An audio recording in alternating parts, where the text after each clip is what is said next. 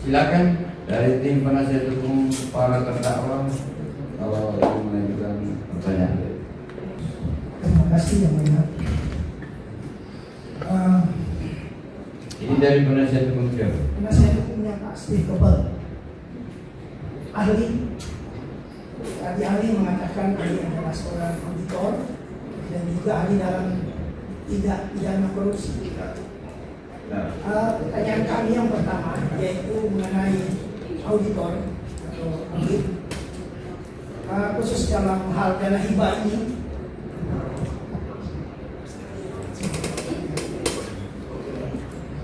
Khusus dalam hal dana hibah ini, bagaimana atau apakah seorang auditor dalam standar profesional audit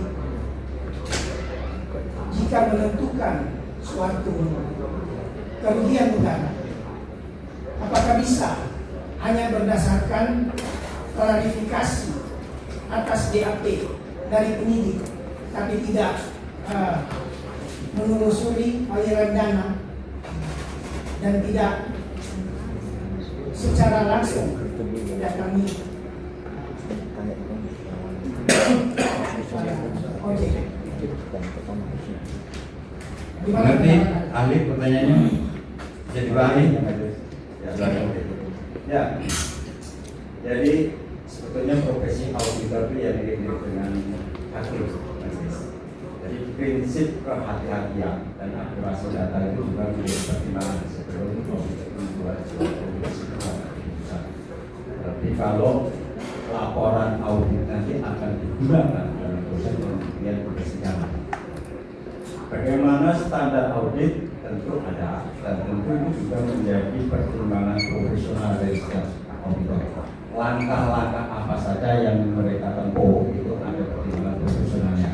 Kalau auditor itu yakin dengan bukti yang misalnya hanya sebatas BAP, ya tentu itu menjadi pertimbangan profesional yang bersangkutan. Tetapi apakah itu cukup?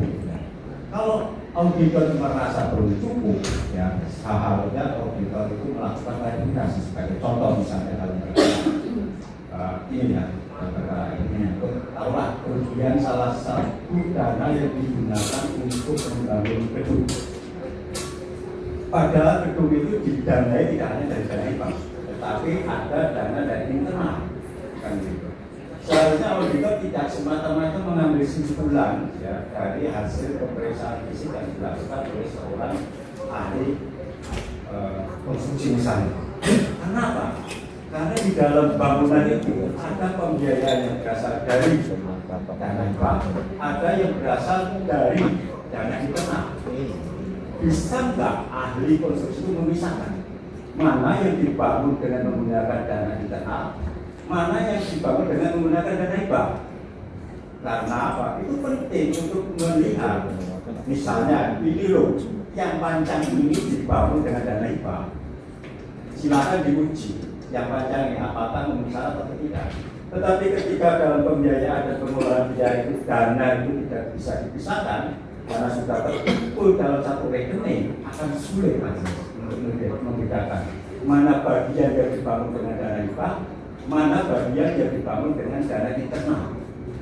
Nah, ini seharusnya auditor itu melihat bagaimana seorang ahli konstruksi, ahli bangunan itu mengambil sampel dan memastikan apakah yang diambil sampel atau diuji oleh ahli konstruksi itu benar didanai atau dibiayai dengan dana hibah. Jadi tidak serta-merta langsung mengambil alih kerugian apa kekurangan volume atau apapun, ya kemudian tanpa melihat dari mana dana itu atau bangunan itu didanai. Saya kira itu yang saya sampaikan. Jadi tidak cukup. Sama halnya misalnya ada temuan terkait dengan pemberian beasiswa.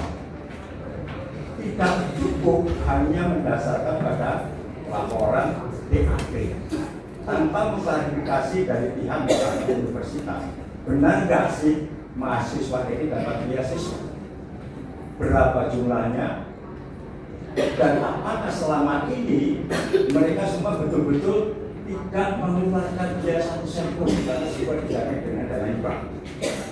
Harus klarifikasi. Termasuk kalau perlu tanyakan ke mahasiswanya. Jadi tidak semata-mata laporan PAP kemudian diambil kesimpulan.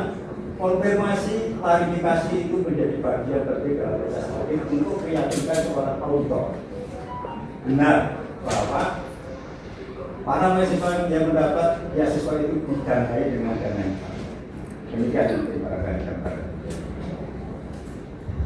Terima kasih. Tadi mengenai auditor, sekarang mengenai tindak pidana korupsi. Sebelumnya apakah ahli adalah mantan komisioner KPK? Apakah benar? Ya, saya 2 periode menjadi pimpinan KPK dan selama 4 tahun menjadi hakim eksekutif pengadilan pidana korupsi. Baik. Pertanyaan selanjutnya untuk dalam hal dana hibah ini juga, apakah jika proposal itu tidak sesuai peruntukan, tapi tercapai tujuan daripada proposal itu, kemudian ada NPHD? Tolong saudara jelas ya pertanyaannya. Jadi saya jelaskan dulu mengenai proposal bahwasanya tidak sesuai peruntukan yang mulia. Kemudian ada NPHD yang tidak sesuai. Proposal tidak sesuai peruntukan itu kacau. Baik, saya Proposal mengajukan ini, pelaksanaan tidak sesuai dengan proposal. Ya, Nah, siap. itu kalau itu lain, itu beda. Siap. Jadi itu maksudnya. Iya. Apabila proposal berbeda dengan pelaksanaan, Ya. apa yang dimintakan dimaksudkan untuk tujuan seperti yang tertuang dalam proposal, tapi dalam pelaksanaannya yang berbeda. Tetapi tujuannya terpenuhi, itu maksudnya. Pertanyaan apakah itu bisa disalahkan? Ya, Atau kemudian bagaimana? ada NPHD yang dalam administrasinya juga ada kesalahan. Apakah itu serta-merta menjadi tindak pidana korupsi? Itu maksud pertanyaan saya. Serta-merta. Bagaimana Cuma pendapat? satu aja, atau jangan dulu. Yang pertama, proposal ahli jika tidak sesuai Dalam dalam pelaksanaan pelaksanaannya tidak sesuai. anggaran itu tidak sesuai dengan apa yang diminta. Iya, Minta A bangun B, iya. tapi tujuannya tercapai. Tujuannya Apa tercapai. itu ahli jelaskan? Apakah- Minta A bangun B, tapi tujuan tercapai itu juga satu soal. Nah, itu harus kita Apakah tulis serta gambaran merta dulu. menjadi tindak pidana korupsi? Gimana pendapat? Karena kalau logika biasa, minta A tujuannya ya ke B, ke sana. Minta B boleh jadi tujuan ke sini, tapi ini minta A bikin B tujuannya tercapai. Nah itu coba Bagaimana pendapat ahli? berikan pendapatnya. Ya, baik, Majelis. Ya. Dalam tindak pidana korupsi yang harus pahami itu adalah kita mencari kebenaran material. Kita semua paham. Sebetulnya itu hampir seirama dengan proses auditor. Auditor itu punya prinsip substansi over form, jadi hakikat. Ekonomi itu mendahului dari bentuk pernyataan. Nah, bagaimana dengan syarat-syarat administrasi? Ya, itu penting, ya, tetapi tidak mutlak. Saya sampaikan. Saya ada banyak beberapa case yang mulia yang masih bisa saya hormati. Contoh kasus misalnya, ya, dana bos. Dana bos itu sudah strict penggunaannya. Ya. Tidak boleh digunakan untuk renovasi sekolah, untuk operasional. Nah, ketika seorang kepala sekolah kemudian melihat kelas ini banyak yang bocor, Mas, ya, sehingga mengganggu proses belajar mengajar. Kalau yang bersangkutan itu mengajukan biaya renovasi, pasti akan butuh prosedur lagi. Belum tentu juga tahun depan itu dia terpenuhi, dia pakai itu dana bos. Dia tahu menyalahkan kalau dana bos dia gunakan untuk merenovasi kelas itu, sehingga apa? Kelas itu menjadi baik, tidak bocor, dan proses belajar mengajar itu menjadi berjalan lebih baik. Pertanyaannya di forum terbaru ini, apakah itu korupsi? Barangkali mungkin penasihat hukum senang apa yang saya kan? Nah, itu yang mulia. Jadi, seorang auditor tentu tidak hanya melihat ini menyalahi aturan, ini menyalahi aturan, ini menyalahi aturan. Substansinya apa? Substan. Kalau ternyata dana itu digunakan demi pelayanan publik, pelayanan hukum, dan tidak ada kepentingan dari pengambil kebijakan, dia tidak memperoleh keuntungan apapun. Menurut ahli, tidak ada perkara korupsi. Saya kira itu. Kenapa di belakang adalah rupanya kalian sependapat dengan ahlinya. Ahli kan belum tentu benar. Ya. Ya, Ali tadi menerangkan bahwa Ali mantan hakim tipikor, tapi pengalaman auditor Ali sebelumnya Ali apa? Ya, saya hampir 20 tahun majelis sebagai auditor, sebagian besar sebagai auditor investigasi. Di mana? Jadi kalau ibadah mengasih keuangan dari bank. Ali, kalau perkara masuk di KPK, apakah semua pengaduan itu kemudian muaranya harus ke pengadilan, ataukah ada mekanisme lain yang biasa Ali tempuh pada waktu di KPK? Ya. Majelis, saya sampaikan bahwa setiap tahun itu KPK itu menerima ribuan laporan masyarakat. Jadi setelah dilakukan pemilahan dan pemelaan, paling banyak yang ditindaklanjuti KPK itu menggantikan status. Selebihnya di mana kan? Kalau ada indikasi penyimpanan, entah itu administrasi atau mungkin pidana dari laporan itu, pimpinan memerintahkan agar diserahkan, disampaikan ke inspektorat, bukan KPK, ke inspektorat untuk dilakukan proses yang dalam ada administrasi atau dilakukan bukti sana. Tetapi kami monitoring, kami lakukan monitoring. Sebetulnya majelis dalam penanganan perkara korupsi itu antara Kapolri, Jaksa Agung, Kementerian Dalam Negeri, tidak usah. Itu ada MOU. Demikian juga di provinsi itu ada MOU antara Kapolri, Kejaksaan Tinggi, dan Gubernur. Intinya apa di situ? Untuk menindaklanjuti laporan masyarakat yang beribu korupsi. Dan yang pertama-tama harus dilakukan audit oleh inspektorat. Saya tidak tahu apakah dalam proses penanganan dan hari-hari kita ada koordinasi antara ketiga institusi. Jadi kembali lagi ke asas hukum pidana. Pemidana itu adalah upaya hukum paling akhir. Jadi kinerja suatu lembaga dalam pemberantasan korupsi tidak berdasarkan berapa banyak orang yang kita penjarakan. Saya pikir kita sepakat semua itu. Standarisasi kalau ada perkara yang bermuara kepada penegakan hukum biasanya seperti apa? Ya tentu setelah kita klarifikasi, proses di KPK itu tidak serta-merta ketika ada laporan masyarakat untuk kita naikkan ke sprindik, apalagi sprindik. Ya. Kami pasti akan melakukan klarifikasi terhadap para pihak yang kami juga mengetahui kejadian peristiwa. Kita dalam itu apakah peristiwa ini peristiwa pidana korupsi atau pidana umum atau pidana yang lain. Baru setelah dari telahan itu kita yakin bahwa ini ada peristiwa yang juga pidana korupsi, ya, baru diterbitkan sprint penyidik. Ya, dilakukan sprint itu untuk mendapatkan bukti yang cukup karena undang-undang KPK dalam proses penyidikan kami sudah diwajibkan untuk mendapatkan bukti yang cukup untuk menaikkan perkara atau penyidikan dan penetapan tersangka. Baik, Ali, saya pernah membaca keterangan ahli di media bahwa Ali menemukan ada perkara-perkara yang hukumannya biasa di bawah 2 tahun untuk tidak pidana korupsi. Menurut pendapat ahli, saya baca itu bahwa adalah pelanggaran administratif yang kemudian dimaksakan untuk menjadi tindak pidana korupsi. Nah, Ali, maksudnya penjelasan Ali seperti apa maksudnya itu? Perkara administratif kemudian dipaksakan jadi tindak pidana korupsi, dan kalau bisa ada contoh-contohnya. Ya, jadi majelis saya banyak membaca putusan bersama putusan perkara-perkara PDP yang hukumannya itu 1 tahun sampai 1,5 tahun.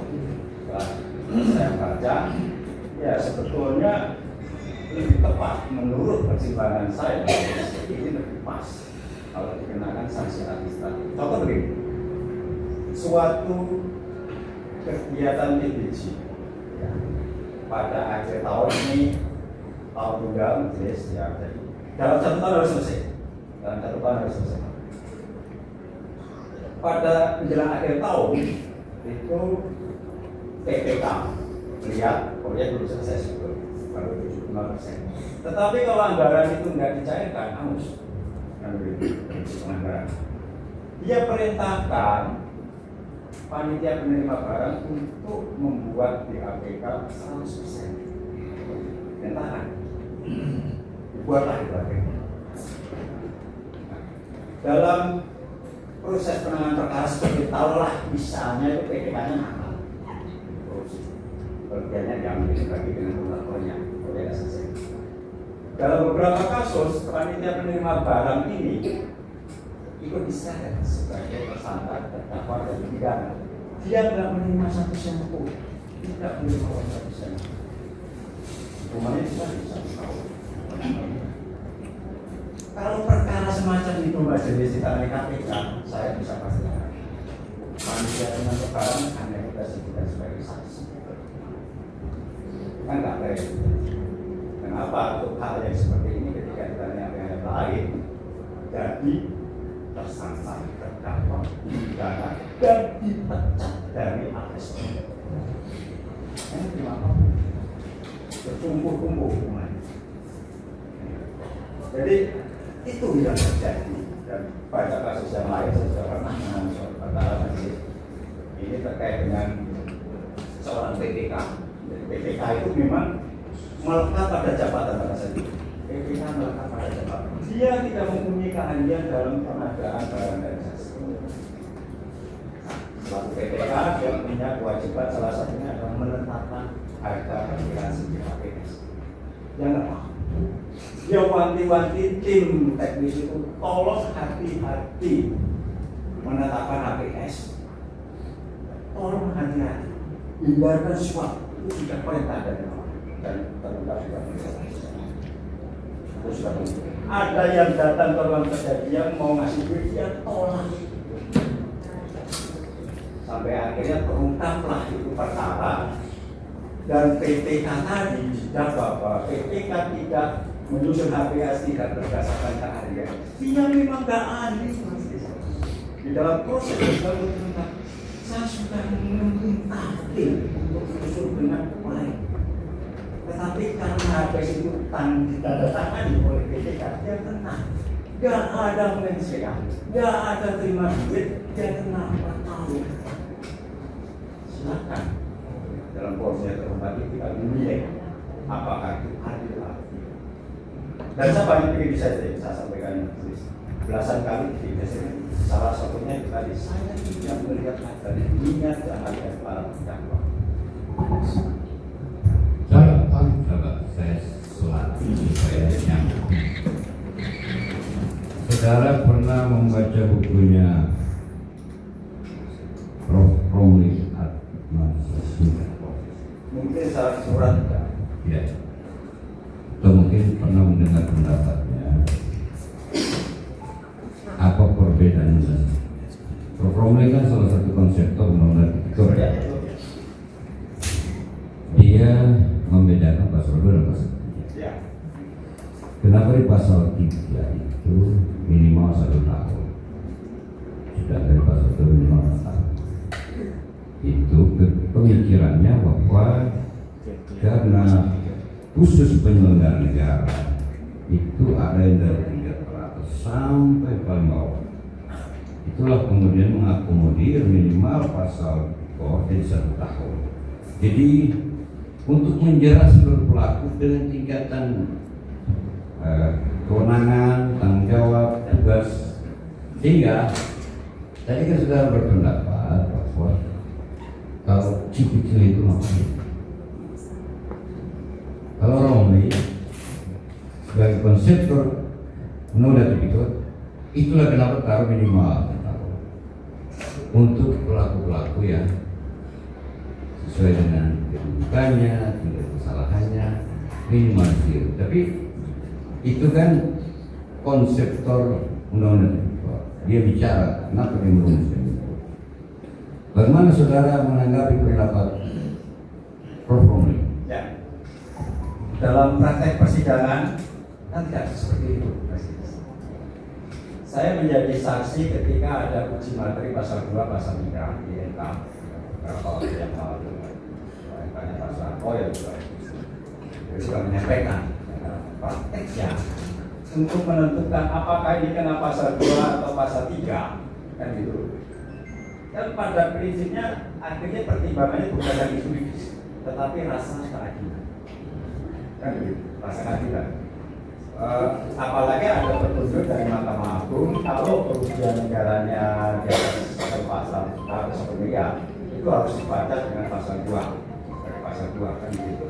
Jadi makanya waktu menjadi saksi persidangan saya sampaikan di pasal 2 pasal 3 itu dengan pasal yang lain apa sih bedanya? Pasal 2 pasal 3 itu ada unsur kerugian negara. Dan bahkan saya berpendapat seharusnya cara membacanya itu harus tarikan nafas.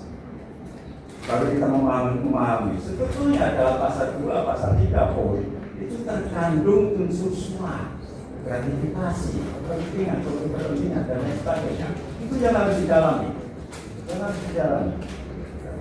Oleh karena itu waktu itu saya mengusulkan, kenapa tidak kita bahas rumusannya pasal 2 pasal 3 sendiri tidak satu.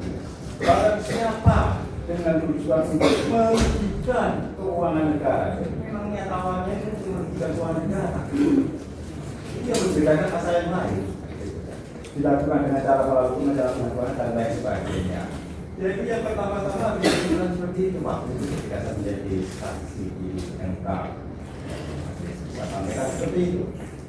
Saya tidak tahu, misalnya sampai sekarang belum keluar saya dengan secara di pasal 2 pasal 3 tadi. Ya. Ali, saya ke Dana Hikmah. Apakah Ali bisa menyampaikan pendapat ahli filosofi daripada pemberian hibah itu dari pemerintah kepada organisasi keagamaan, khususnya organisasi keagamaan? Sebenarnya mengapa organisasi keagamaan secara filosofis? Ya, ini kan pelajaran sejarah, saya bukan ahli filosofi, bukan ahli filsafat, tetapi ketika kita belajar sejarah, Ahli sejarah sekarang. belajar sejarah masih ya. Jadi kita paham bahwa kemerdekaan kita itu kan salah satu perjuangannya kan karena ada dukungan dari organisasi keagamaan waktu itu kita dikenal masyarakat Islam ya, dan kita juga kenal itu pada Susilo Pranoto itu kan yang mengatakan jadilah 100% Indonesia jadi banyak tokoh-tokoh agama yang berkontribusi di dalam perjuangan kemerdekaan Indonesia. Ya. Dan dalam perjalanannya Indonesia sudah menetapkan kita bukan negara sekuler yang memisahkan antara negara dan agama. Tidak, ya kita ini Indonesia itu sejahtera dan batik. Dan itu juga diimplementasikan, diwujudkan dengan keberadaan Kementerian Agama. Bahkan sekarang ditambah lagi majelis ada Kementerian Haji. Bahkan ada akan tambahan Dirjen Pesantren. Ya, semua terkait dengan keagamaan dan itu menyerap anggaran negara yang besar, puluhan triliun. Itulah kenapa negara itu menganggap bahwa kehidupan spiritual bangsa Indonesia itu sangat-sangat penting. Kita tidak hanya mengejar kemakmuran dari sisi materi semata, tetapi juga kita ingin secara spiritual masyarakat Indonesia diharapkan juga baik. Mungkin harapannya nanti ketika meninggal semua masih surga dari majelis. Dan apakah negara punya kewajiban memberikan dana-dana hibah? Saya pikir iya. Ya. Karena apa? Dalam praktek kita melihat majelis banyak lembaga keagamaan itu yang mempunyai lembaga pendidikan, rumah sakit, dan mereka semuanya menggunakan dana ini. Padahal itu kan tanggung jawab dari negara untuk menyelenggarakan pendidikan dan untuk menyediakan fasilitas kesehatan. Tidak salah dan bahkan menurut saya wajib negara itu memberikan bantuan pada lembaga-lembaga keagamaan. Kalau pendapat ahli wajib berarti diminta atau tidak diminta negara berkewajiban berarti membantu negara. menurut Anda? Ya sebetulnya itu kan ada proses penganggaran, ya kan, ada proses penganggaran dana hibah apapun yang sumbernya dari APBN atau APBD itu pasti ada mekanisme proses. Ya. Apakah prosesnya itu harus secara detail atau tidak? Itu tergantung dari berbagai kebijakan, eksekutif maupun dari pihak legislatif. Mungkin ada juga yang belum dalam bentuk gelondongan dana hibah 100 miliar. Nanti dalam proses penganggarannya. Nanti tahun-tahun berjalan siapa yang membutuhkan silakan. Atau ketika misalnya majelis atau tetap, ya, apakah harus dengan proposal atau mengajukan proposal? Tidak. Taruhlah misalnya saya itu seorang kepala daerah, misalnya. Ketika melakukan kunjungan kerja ke daerah, saya melihat ada bangunan tempat ibadah yang mangkrak. Salahnya, ini kenapa? Kita nggak punya dana untuk menyelesaikan bangunan ini. Panggil Bapak Dinas PUPR, tolong dihitung berapa biaya untuk menyelesaikan gereja ini. Anggaran yang masih tersedia yang tak penting kalau sisihkan, ya, untuk menyelesaikan bangunan gereja ini. Akhir tahun saya akan datang lagi menyelesaikan bangunan. Secara administrasi mungkin menyalahi, tetapi apakah ada itikat dari seorang kepala daerah itu untuk mencuri? Tidak.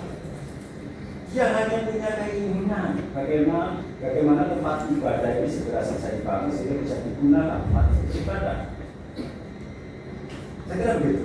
Ya, menurut saya selama gitu. Kita pelan-pelan paham terus ya.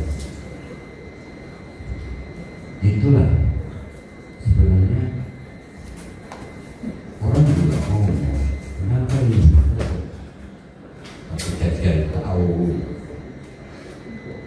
filosofinya kan kasih, sangat-sangat iya mungkin. Tapi lucu juga pemerintah ini. Pemerintah bikin aturan. Kasih judulnya hibah, tapi ada aturan main hibah. Ada pertanggungjawaban, ada peruntukan, ada larangan, segala macam itu. Saya tidak tahu kalau ahli punya pengetahuan tentang dana reses anggota DPR. Dia dikasih sekian, dia turun pagi itu dia lapor apa tidak, atau dia kasih tidak kasih, nggak ada urusan kita. Kita tidak tahu aturan dana reses itu ada nggak aturan mainnya. Dia menggunakan dana resesnya. Tapi kalau hibahnya ada, judulnya sudah hibah. Tapi kok ada aturan, ada larangan ini itu, bahkan sampai ke soal teknis. Itu menurut ahli kan ini tipikon ya. Jadi hukum kita langsung hukum ke sana. Ahli tadi bicara uang negara, apapun. Nah, katakanlah spesifik agama. Tapi hibah tidak bilang, dan hibah itu kalau agama jangan yang pakai aturan-aturan. Tetap dia pukul rata. Aturan hibah begini, ini mau agama non agama, sepertinya nggak ada urusan di aturan. Itu menurut ahli bagaimana? Ya. Saya tidak menegasikan atau mengabaikan syarat-syarat administrasi, tidak. Dan dari sahabat ya, saya tidak administrasi. Saya paham. Saya pemerintah ini kan kasih uang, Ya. seperti tidak ikhlas. Akhirnya bikin syarat, nggak larangan, tidak boleh gini, harus tanggung jawab, pertanggungjawaban. Ini ya. Makanya saya bandingkan dengan reses. Sejauh ini saya tidak pernah dengar anggota dewan bahwa reses itu turun dia bagi dia punya pemilih, terus pulang dia lapor ke sekretariat jenderal DPR, ini uang saya sudah pakai gini. Saya tidak pernah dengar itu. Mungkin tidak ada undang-undang. Nah, itu orang yang buat undang-undang. Itu bagaimana itu ahlinya? Saya mendengar seperti itu.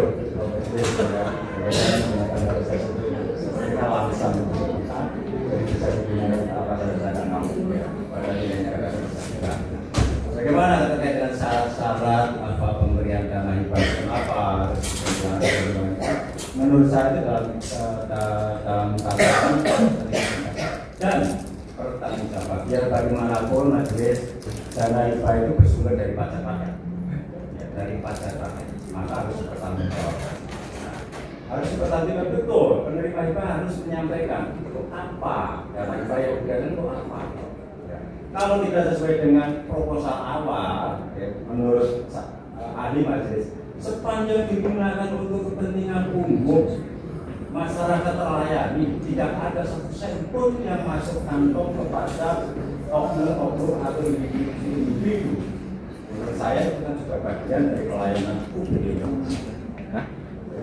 Saya kira kita satu pemahaman. Kan orang belajar bisa dulu kan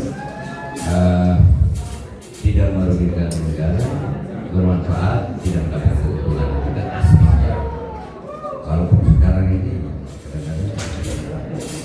beda-beda. Silakan. Ya, saya tangkap apa yang kami katakan tadi. Nah, apakah menurut ahli kemudian segala pelanggaran terhadap peraturan perundang-undangan daerah itu bisa serta-merta dikualifikasi atau diarahkan kepada tidak pidana korupsi? Ya, sebetulnya tadi Ketua Majelis sudah sampaikan akan ada jurisprudensi juga, ya. Jadi ketika suatu perbuatan, tindakan, keputusan itu dilakukan di kepentingan umum, masyarakat terlayani, ya, syarat-syarat administrasi atau pelanggaran administrasi itu bisa dikualifikasi sebagai perbuatan melawan hukum. Ada jurisprudensi. Ya. Itu apakah itu berarti tadi kita tarik kepada tanggung jawab negara membantu lembaga keagamaan? Dalam perspektif ahli, apakah proposal itu menjadi sebuah hal yang mutlak? Ataukah ketika proses administrasi proposal itu bisa dilengkapi, pencairan dilakukan, itu hanya merupakan pelengkap administratif atau seperti apa? Saya pikir karena itu kan ada ketentuan peraturan kemudian tetap harus memenuhi proposal. Ya. Sebagai syarat administrasi, Ya. tetap harus memenuhi. Tetapi kalau dalam anggaran, ya, makanya saya bilang bahwa proposal kemudian dilengkapi pada tahap pencairan. Ya. Pada waktu anggarannya itu belum ada proposal. Kemudian setelah mau pencairan, proposal itu dilengkapi. Nah, menurut pendapat ahli seperti apa? Ya. Syarat salah satu syarat untuk menerbitkan pencairan anggaran kan harus ada ketentuan salah satu.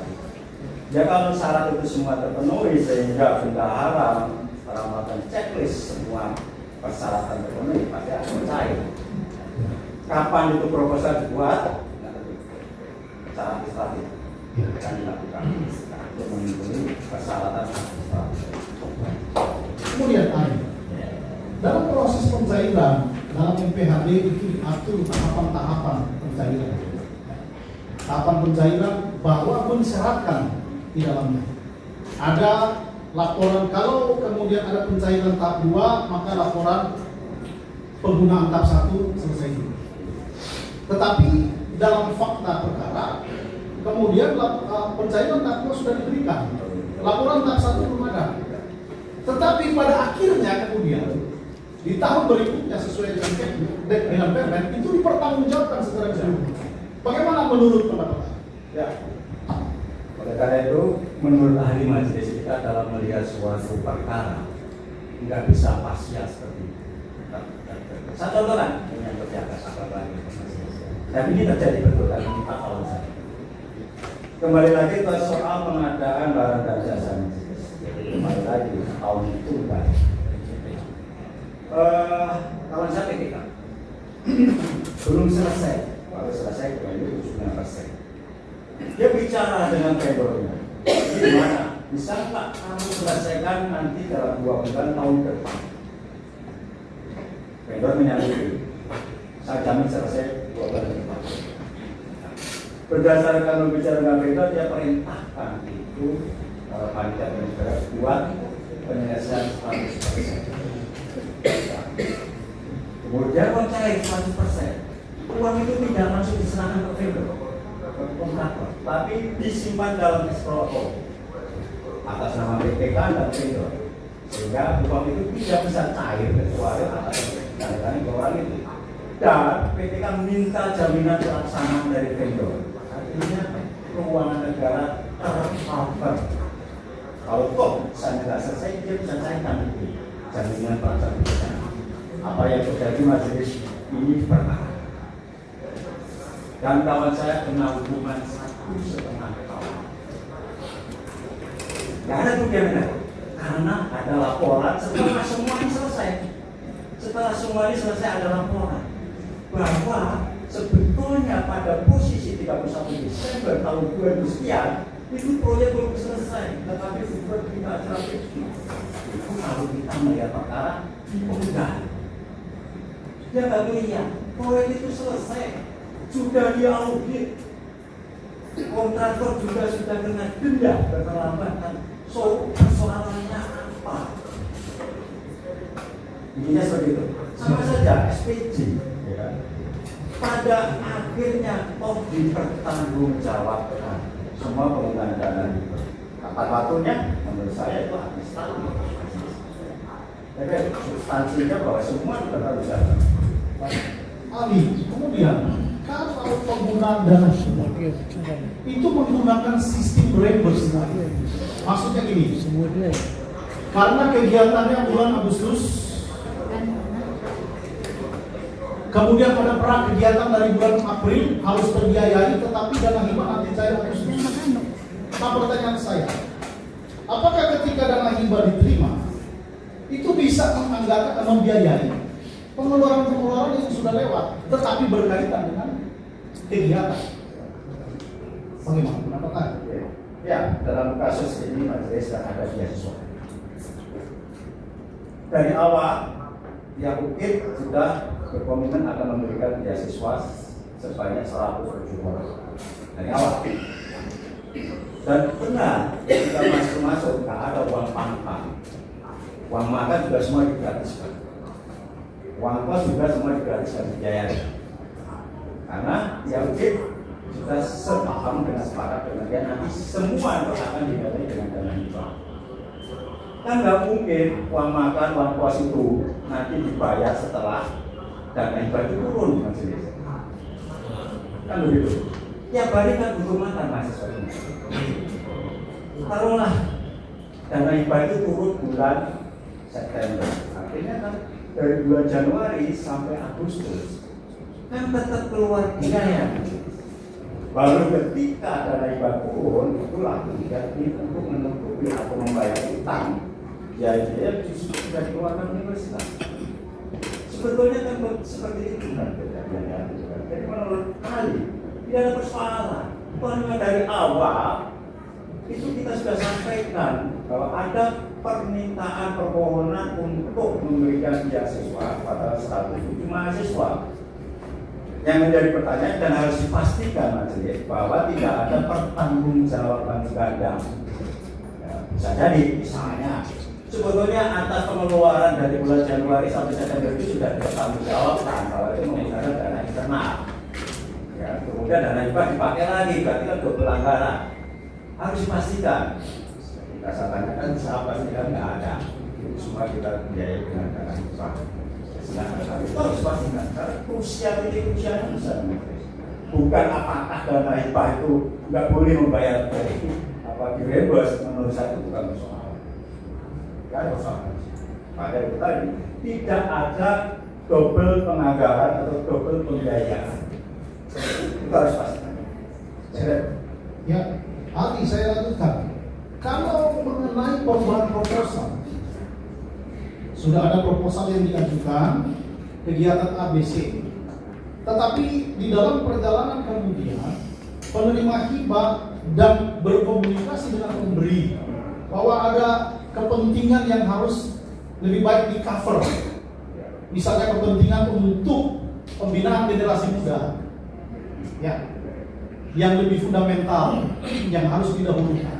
Akhirnya terjadi perubahan proposal, perubahan peruntukan. Kemudian anggaran itu ketika cair itu dipakai sesuai dengan peruntukan yang sudah berubah proposal. Dipertanggungjawabkanlah, bukan tidak dipertanggungjawabkan, tapi dipertanggungjawabkanlah sesuai dengan penggunaan. Bagaimana pendapat Anda? Apakah ada tipikal di sini? Ya, anggaran saja bisa digeser, kan gitu. Penggunaannya dari proposal. Setelah ada hibah hibah dalam bentuk uang. Hibah dalam bentuk uang.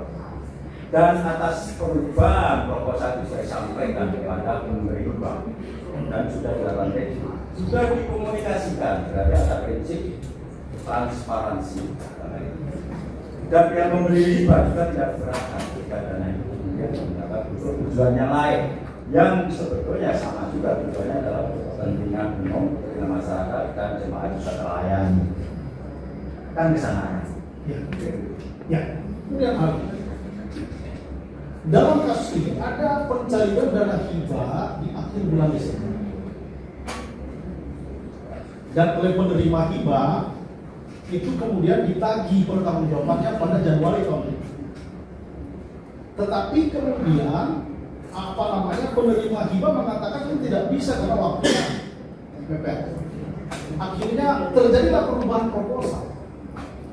Karena akhirnya dana yang diterima itu dipertanggungjawabkan untuk kegiatan yang sudah terlaksana, yaitu pembangunan bukit.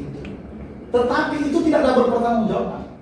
Kegiatannya terlaksana, biayanya ada, tidak ada kwitansi fiktif di situ, terpakai untuk kepentingan daripada organisasi dalam hal ini pembangunan. Bagaimana menurut Anda? Ya, sekali lagi kembali tadi ke prinsip awal majelis. Sustain of all, kita mencari kebenaran. Jadi secara administrasi itu menyalahi. Tetapi pada akhirnya kita akan melihat apakah dana yang sudah diberikan oleh Pemprov pemerintah itu kepada suatu lembaga masyarakat itu digunakan dengan baik dalam rangka untuk melayani masyarakat. Dan seperti ujung dari administrasi, ya, dari pemberian dana hibah itu kan arahnya ke sana. Bagaimana dana itu bisa disalurkan kepada untuk kepentingan pelayanan masyarakat dan mendukung juga terhadap kebijakan dari pemerintah daerah yang disampaikan. Ali sebagai mantan auditor, kompetensi auditor, menurut Ali tahapan-tahapan audit seperti apa seharusnya sesuai dengan standar sampai kemudian bisa tiba pada perhitungan kerugian keuangan negara? Ada prosedur apa yang harus dijalani? Ya, umumnya audit investigatif itu biasanya dikembangkan dari general audit. Audit yang sifatnya umum itu biasanya tidak begitu detail, ya. Kemudian kalau auditor menemukan ada dugaan penyimpangan, dia didalami lagi lewat audit investigatif khusus, ya, untuk mendalami dugaan adanya perbuatan curang, fraud atau korupsi. Auditor biasanya membuat suatu hipotesis, kira-kira kalau apa kejadiannya, kemudian kriterianya apa, penyebabnya apa, dan akibatnya apa.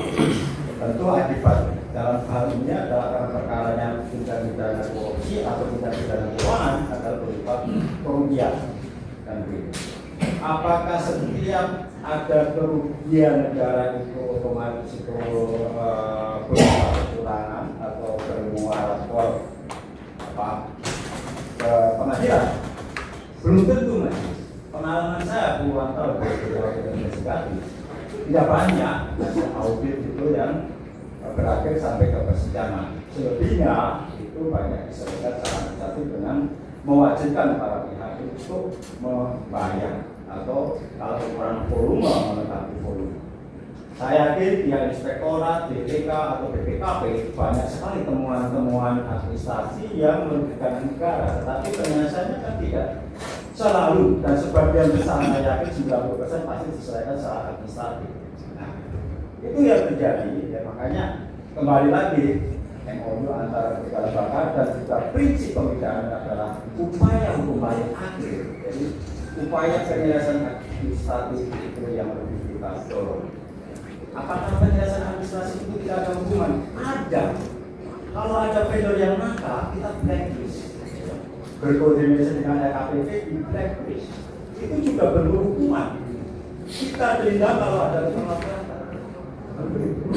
Ya, Ali, kemudian dalam perkara ini ada proses audit di situ dikatakan dalam laporan mencantumkan metode yang digunakan untuk audit kerugian keuangan negara adalah melakukan observasi terhadap penggunaan dana hibah, kemudian melakukan klarifikasi terhadap pihak-pihak terkait. Ya. Menurut ahli, untuk sampai pada memadai, apakah ini sebuah hal yang mutlak atau seperti apa?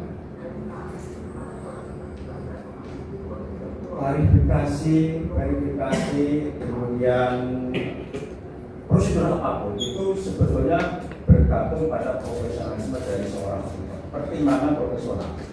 Tentu yang namanya profesionalisme, pertimbangan profesional bergantung juga pada jam terbang. Saya dulu mengikuti kita audit investigasi setelah 10 tahun jadi auditor, baru kita audit investigasi, baru diperbolehkan untuk menjadi ketua tim dalam melakukan audit investigasi. Jadi tidak serta-merta seorang auditor itu bisa melakukan audit investigasi, tidak begitu. Jadi harus melihat jam terbangnya, kemudian ada persyaratan yang lain, pemahaman hukum dan lain sebagainya. Jadi baru seseorang itu boleh iklan audit investigasi. Ya. Nah, terkait dengan prosedur-prosedur yang ditulis seorang auditor, seharusnya dia melakukan itu, jadi bukan copy paste. Jadi ketika seseorang auditor mendiklir dalam laporannya apa prosedur apa yang dilakukan, kami telah melakukan konfirmasi, kami telah melakukan klarifikasi, kami telah melakukan kunjungan lapangan. Ya harus dilakukan, jangan copy paste seolah-olah itu sudah menjadi prosedur standar, tapi tidak dilakukan. Konyol. Kan begitu. Karena apa? Itu menjadi sebuah kebohongan menurut ahli. Jadi apa yang ditulis itu harus bisa dipertanggungjawabkan. Pada prinsipnya kan seperti itu. Baik, ahli, saya masuk ke temuan. Pada tahun 2020 ada temuan sekitar 1,5 juta untuk kegiatan KKPBA. Tapi dalam persidangan tidak dilakukan klarifikasi secara detail bahwa orang-orang yang menyatakan diri tidak menerima 500.000 guru agama ini adalah orang yang memiliki kualifikasi untuk menerima atau tidak. Auditor tidak klarifikasi. Bagaimana pendapat ahli ketika kemudian ini langsung ditetapkan sebagai kerugian keuangan negara? Ya, bagaimana kalau seorang auditor bisa meyakini kalau dia tidak melihat, meyakini ada suatu peristiwa seperti itu? Ya bagi saya Pak, artinya prosedur auditnya itu belum lengkap. Dan tidak bisa juga itu menjadi sebuah kesimpulan dari kerugian negara ketika data fakta itu ternyata tidak mendukung hasil kesimpulan. Ya, kemudian ahli, ada temuan di tahun 2020 juga tentang dana yang tidak terpakai. Berdasarkan naskah pemberian perjanjian kepada era, kalau dana tidak terpakai, itu kemudian konsekuensi hukumnya dikembalikan. Pertanyaan saya ke ahli, apakah ini bisa langsung dikualifikasi kerugian keuangan negara dan dapat dipidana korupsi? Ya, kembali lagi majelis, saya selalu beranggapan ini kan persoalan instansi. Ada ketentuan kalau nggak terpakai Pak Diki, kenapa nggak dipakai? Kan begitu. Inspektorat dari mana? Aku sudah terang. Kan dia harus melakukan pemeriksaan. Ketika ada dia melihat ada pertanggungjawaban yang kemudian ditemukan ada dana sisa, tidak ditagih, balikin. Kalau kemudian itu tidak pernah ditagih, apakah itu bisa langsung diarahkan kepada tipikor? Uangnya sekarang 500 Pak. Di rekening sebuah lembaga gereja, Ya. bukan di kantong orang pribadi. Kan begitu. Apakah gereja itu dianggap sebagai korporasi sehingga tidak dapat dinilai sebagai menguntungkan atau memperkaya korporasi? Majelis akan menentukan. Nah, dari beberapa kasus majelis ketika ada korupsi dan uang korupsi itu majelis salah satunya diberikan kepada lembaga negara, lembaga keagamaan, organisasi keagamaan. Itu tidak pernah menurut ahli majelis, sepengetahuan ahli, tidak pernah meminta lembaga agama itu mengembalikan uang yang diberikan koruptor. Jadi dianggap bahwa toh uang itu akan digunakan untuk kepentingan masyarakat, kepentingan umat. Jadi uang hasil korupsi yang sudah terbukti yang disumbangkan ke lembaga gereja tidak pernah diminta kembali pihak gereja, pihak masjid atau aliansi organisasi agama untuk mengembalikan uang yang sudah disumbangkan ke lembaga. Tapi kalau dalam hal ini misalnya Sisa sama saja, saya pikir ya uang itu kan sudah masuk ke lembaga gereja dan itu hibah uang. Tinggal bagaimana uang nanti yang belum dipergunakan pasti ada pertanggungjawabannya kan. Entah pertanggungjawabannya kapan, tapi yang jelas harus bisa dipastikan uang itu adalah untuk kepentingan umat. Tidak serta-merta sisa itu yang perlu dikembalikan itu menjadi korupsi. perlu pembuktian lanjut Oh maksudnya. iya pasti, pasti. Baik, saya lanjutkan lagi.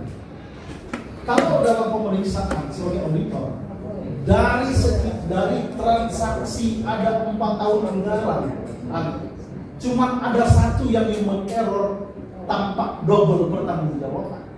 Dalam perspektif auditor, apakah ini bisa dikualifikasi mens rea ataukah human error yang seharusnya administratif, mens rea korupsi ataukah administratif? Ya, kesalahan itu hal yang manusiawi. Ya, saat ketika melakukan audit lebih banyak menemukan kesalahan-kesalahan administratif seperti itu dan bisa diselesaikan. Bisa diselesaikan.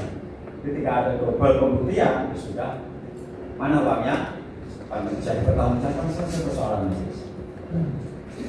Ini kan, ya dari informasi diakui ada kesalahan entry ke global pembuktian dan uangnya juga masih tersimpan tidak kemana-mana, masih tersimpan di dalam rekening gereja. Ini kan muncul masih ada uang itu. Hanya dalam proses pertanggungjawaban ada global entry dan itu sudah diakui. Soalnya apa? Apakah memang ada niat orang itu mempertanggungjawabkan pengeluaran itu 2 kali? Ini harus dalam proses persidangan. Harus dipastikan siapa yang melakukan. Tetapi apakah pertanggungjawaban hukumnya, apakah pada pejabat yang memberikan hibah dan ketua sinodenya atau seperti apa? Ya. Kalau ada kejadian seperti itu. Tentu dalam perkara pidana pasti majelis dan kita semua yang hadir di sini kita sudah paham semua siapa yang bersalah dan bertanggung jawab. Ada contoh kasus yang barangkali bisa menjadi pertimbangan majelis. Jadi kasusnya begini majelis. Ada debitor ya, mau pinjam uang ke bank pemerintah. Dalam mengajukan kredit, dia bekerja sama bersekongkol dengan account officer. Pada akhirnya dokumen-dokumen yang menjadi persatuan kredit itu diterima oleh account officer tanpa klarifikasi lebih lanjut. Apakah jaminan itu cukup atau tidak, ada atau tidak, nggak dicek lagi oleh account officer. Semua on cash di atas meja. Officer terima duit, dicetak semua, memenuhi syarat administratif. Larilah dokumen itu ke bagian kredit. Dianalisis permohonan kredit layak karena jaminannya cukup untuk menutup kredit. Prospek bisnis layak karena laporan akuntan bisnis mengatakan laporan keuangannya wajar terbangun negara dengan aset yang besar. Layak. Kredit kemudian disetujui taruhan misalnya senilai 10 miliar berdasarkan ketentuan kredit 10 miliar ke atas yang tanggung jawab itu adalah direktur bank. Direktur bank sebelum tanda tangan memklarifikasi analisis kredit dan ekonomi. Sudah dicek semua persyaratan, sudah selesai dia tanda tangan. Kredit cair. Belakangan kredit macet. Setelah didalami asetnya potong, nggak ada aset jaminan yang cukup. Laporan akuntan publik itu juga bodoh, nggak pernah dilakukan audit. Tapi yang diminta pertanggungjawaban direktur. Kenapa? Karena kamu tanda tangan mata uang keluar. Dari rangkaian proses itu saya kira kita semua paham siapa yang salah. Laporan officer, dia yang bersekongkol, yang menerima duit. Harusnya yang menjadi tersangka officer, appraisal, akuntan publik dan begitu. Bukan direktur. Dia semata-mata menjalankan tugasnya sesuai dengan SOP, bahwa kredit di atas 10 miliar di atas ditandatangani oleh direktur. Ada nggak mensreanya ya untuk mencuri? Sama sekali tidak. Tapi yang terjadi direktur bahwa presiden. Mungkin bisa menjelaskan ya. Ahli ini kembali. Ali, apa namanya?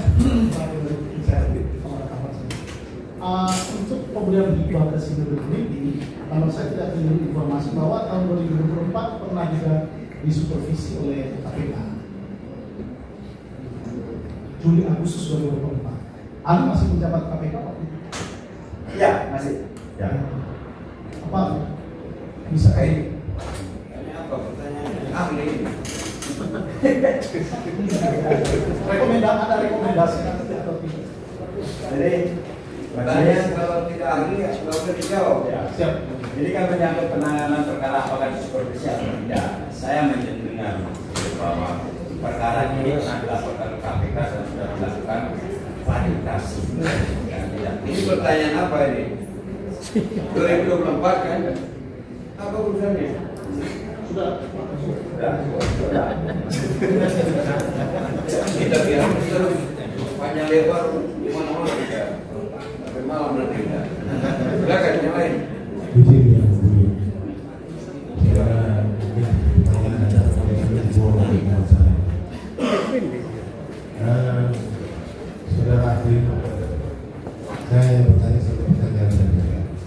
Meminta pandangan ahli. Ada asas hukum yang mengatakan begini.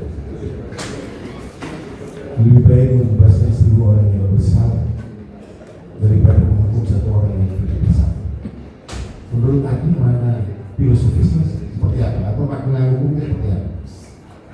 Saya ingin mendapatkan pemikiran pendapat. Ya, saya kira majelis juga pasti sudah punya pertimbangan alat bukti ini cukup valid atau tidak, atau meragukan kalau itu berdasarkan fakta persidangan. Nanti majelis yang akan menetapkan bahwa alat bukti ini dari awal tadi sebetulnya kan sama ada dengan prinsip Toreo. Dalam hal ada ragu-raguan menyangkut alat bukti, maka hakim itu harus berpihak kepada terdakwa. Jadi saya ketika menjadi hakim, saya punya standar yang tinggi untuk memenjarakan orang. Karena ini bagi saya ini menyangkut hak asasi orang, kita akan merampas hak-hak asasi yang bersangkutan. Ya. Dan saya kira dalam konvensi hukum pidana pun sudah ada ketentuan tentang standar yang sangat tinggi untuk memenjarakan orang itu. Saya pikir ya saya tidak akan menghubungi majelis pasti sudah paham prinsip yang tadi disampaikan atau ada juga disampaikan oleh penasihat hukum sudah ya saya pikir kita semua pernah terjadi pada hukum kita sudah memahami. Baik. Atau saya formulasi ulang pertanyaan begini. Sekarang ini yang namanya perkara tipikor jangan coba-coba bebas ya. Ya dong. Ini publik ini kan kita juga lihat polisi atau penyidik kejaksaan kepolisian nggak ada beban mereka proses nanti dia hakim itu kalau perkara korupsi bebas enggak benar hukum nggak ada yang bilang jahat sekali hukumnya gini ini apa itu maksudnya kenapa publik kok begitu KPK juga ya kira-kira di seputar itulah Ya, kalau sudah diproses KPK nggak boleh loh dibebas Bapak kan KPK kita juga dengar terus publik ini kalau namanya KPK pasti salah itu baru di KPK itu belum hakim tuh KPK pasti salah pasti itu mau bawa ke hakim sudah pasti salah itu kan ini orang Ya, buat penyerahan kepada masyarakat juga. Ya, jadi ini kan terkait dengan masalah pemahaman, masalah juga kita pemahaman. Seperti saya sampaikan tadi, perkara KPK tentu pernah dipisah karena bukan perkara sembarangan majelis sesuatu atau konsul. Bagaimana yang bersangkutan sudah dicap kotor sebelum sidang. Saya bisa bebas bahwa dalam perkara suap terhadap Adil Mukhtar dia tidak bersalah. Masyarakat mengecam, silakan. Bagi saya itu bukan suatu problem, bukan suatu masalah. Silakan saja. Saya tidak terlibat konflik kepentingan dengan yang bersangkutan. Saya tidak pernah bertemu dengan yang bersangkutan atau yang mewakili. Saya tidak pernah meminta sesuatu ya, atau menyuruh orang meminta sesuatu. Maka tidak. Saya cukup yakin dengan keputusan yang saya buat majelis itu, sehingga ya mohon maaf kan maksud apa ketika saya mencalonkan diri sebagai pimpinan KPK, saya kan dicap sebagai hakim promotor karena sebenarnya saya membuat insentif. Tetapi saya nggak tahu kenapa malah saya terpilih dan 2 kali saya pilih pimpinan KPK dan tidak ada persoalan. Bagi saya majelis pengadilan inilah filter terakhir dari para pencari keadilan. Saya sudah berkomunikasi dengan 3 ketua Mahkamah Agung, yang pertama Pak Hatta Ali, kemudian Pak Sarpudin, dan terakhir Pak Sunarto. Saya sampaikan di dalam proses audiensi seperti itu bahwa pengadilanlah filter terakhir apalagi Mahkamah Agung. Dan perlu dijaga konsistensi kepastian hukum. Menurut kami majelis, kenapa timbul mafia hukum? Karena apa? Ini diskusi sama hakim. Ada sesuatu. Kalau bicara pengadilan di Indonesia, jangan bicara hukumnya, tetapi siapa hakimnya. Menurut saya juga seolah-olah independensi hakim itu tidak ada aturan, nggak bisa. Konsistensi itu yang harus dipegang, jangan sampai perkara yang sama putusannya beda. Dan baru-baru ini, maaf, dalam perkara impor gula atau Menko, kalau majelis baca putusan kerugian negara dalam perkara Menko itu berbeda dengan putusan perkara untuk para pengusaha importer. Beda kerugian negara, padahal kasusnya sama. Silakan majelis menulis. Bagaimana mungkin seperti ini? Jadi yakinlah majelis, masyarakat pasti akan lebih hormat kepada pengadilan yang konsisten. Saya kira itu. Yang mulia saya kira cukup. Terima kasih. Sudah mewakili ya pertanyaan dari tadi. Terima kasih yang mulia. Izin bertanya saksi ahli. Apakah pendapat ahli dalam perkara ini terdakwa sebagai sekretaris provinsi kemudian ditunjuk menjadi ketua panitia dalam kegiatan pertimbangan raya pemuda gereja? Menurut pendapat ahli, apakah jabatan rangkap tersebut otomatis termasuk dalam konflik interest yang dijadikan yang bersifat pidana? Mohon pendapat Anda.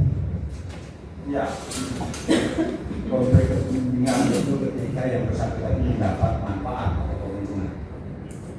Saya seperti itu. Jadi banyak pejabat di negara kita ini majelis itu yang merangkap organisasi-organisasi entah itu olahraga dan sebagainya.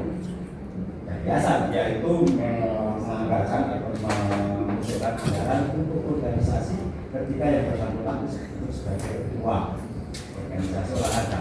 Itu biasa. Itu terjadi. Sepanjang itu bisa dipertanggungjawabkan, sekali lagi penggunaannya bukan untuk kepentingan pribadi, tetapi untuk pembinaan olahraga, pembinaan umat dan lain sebagainya, apapun tujuannya.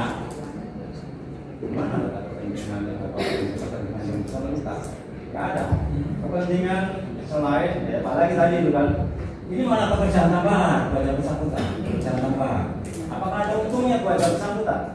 Misalnya dia menjadi panitia bagaimana, kemudian langsung dipromosikan menjadi apa jabatan yang lebih tinggi, ada nggak seperti itu? Apakah ada manfaat langsung atau tidak langsung yang dia peroleh dengan menjadi ketua panitia bagaimana? Tapi harus sekali lagi, tidak semata-mata banyak ada kepentingan. Kepentingan di mana?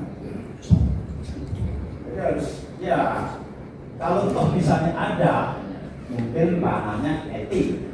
Saya sudah beberapa kali dilakukan, dilaporkan ke Dewan Pengawas terkait pelanggaran kode etik. Ya nggak ada persoalan juga.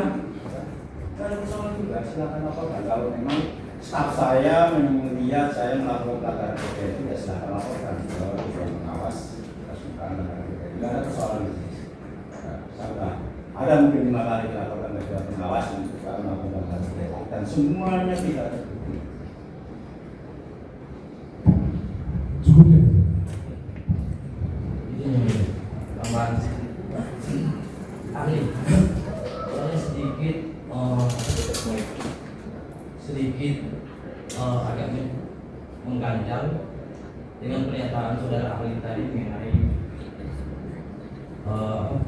BPKP dalam hal ini mengenai keyakinan seorang auditor dalam melahirkan suatu LHP.